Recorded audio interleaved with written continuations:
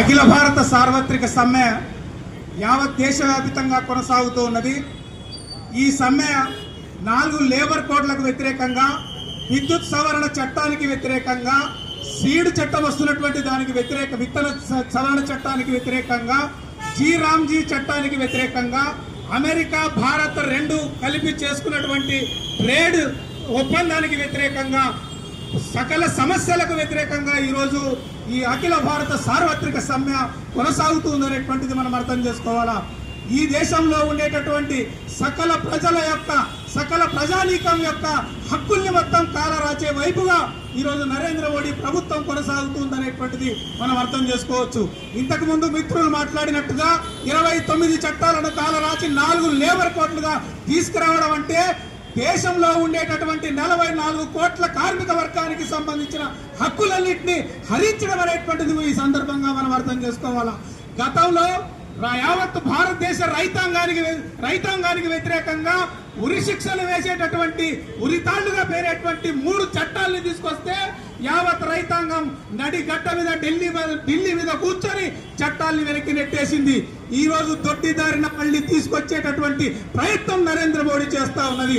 అది కాకుండా ఈ రోజు నిన్న ఏదైతే మధ్యంతర ఒప్పందం చేసుకున్నటువంటి అమెరికా భారత్ ట్రేడ్ ఒప్పందం ఏదైతే ఉందో ఇది భారతదేశం యొక్క ఆర్థిక వ్యవస్థకు వ్యతిరేకంగా, ఆర్థిక వ్యవస్థకు ముప్పు పరిణమించేటువంటి పరిస్థితి దాపురించింది.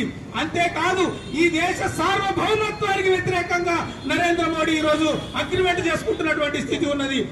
కేవలం 35 కోట్లుగా ఉండేటటువంటి అమెరికా ఈ రోజు చిన్న దేశాలే ఎదిరించే సందర్భంలో 140 కోట్లు కలిగినటువంటి భారతదేశం ట్రంప్ ఏది చెబితే అది వినేటటువంటి దౌర్భాగ్యం ఈ భారతదేశానికి ఎందుకు వచ్చిందో మనం మాట్లాడాలా. ఒక పక్కన ట్రంప్ మిత్రుడు అంటాడు, ఒక పక్కన నరేంద్ర మోడీ నా మిత్రుడు అంటారు. కానీ ఇద్దరు మిత్రులు కలిసి ఈ రోజు భారతదేశంలో ఉండేటటువంటి యావత్ ప్రజానికానికి నష్టం కలిగించేటటువంటి చర్యలకు ఈ రోజు నరేంద్ర మోడీ కోరుకుంటా ఉన్నాడు. అంటే 4 లక్షల ట్రేడ్ కలిగినటువంటి దాన్ని 5 సంవత్సరాల్లో 40 లక్షల కోట్ల ట్రేడ్ గా దీన్ని మలుస్తానని చెప్పి ఒప్పందం చేసుకుంటున్నాడు. అంటే ఈ భారతదేశంలో ఉండే ప్రజానికానికి ఏం జవాబు చెబుతాడు నరేంద్ర మోడీ అనేటువంటిది మనం అర్థం చేసుకోవాలా. అంటే ఈ రకంగా రాష్ట్రంలో ఉండేటటువంటి, దేశంలో ఉండేటటువంటి అన్ని రంగాల కార్మికుల, రైతుల, విద్యార్థుల, యువకుల సర్వ రంగాల్ని వ్యతిరేకంగా ఏదైతే ప్రయత్నం చేస్తున్నాడో వాటన్నిటికీ వ్యతిరేకంగా ఈరోజు పోరాటం ముందుకొచ్చింది. అందులో భాగంగా కొనసాగుతున్నటువంటి ఈ సార్వత్రిక సమ్మెలో కూడా సిపిఐ మాస్ లైన్ అగ్రభాగాన్ని అవుతుందని తెలియజేస్తూ నేను సెలవు తీసుకుంటాను. అమ్మేష్ గారు.